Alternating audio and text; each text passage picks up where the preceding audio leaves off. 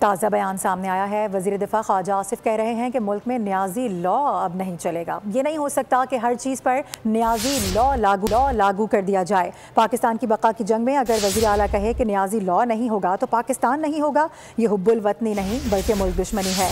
خواجہ آصف نے کہا کہ ملک کی سلامتی کے معاملات ہوتے ہیں، وزیر اعلیٰ کے اس طرح کے بیانات آنا مایوس کن ہے۔ پاکستان کسی کی ذات کی جنگ نہیں بلکہ اپنی بقا کی جنگ لڑ رہا ہے۔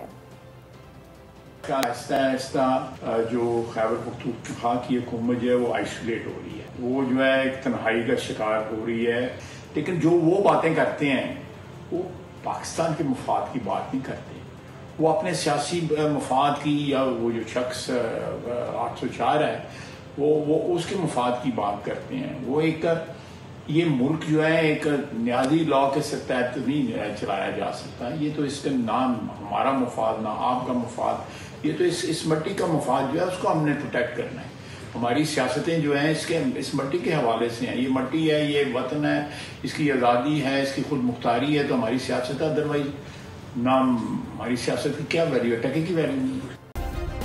سبسکرائب کریں اور بیل دبائیں تاکہ کوئی خبر رہ نہ جائے۔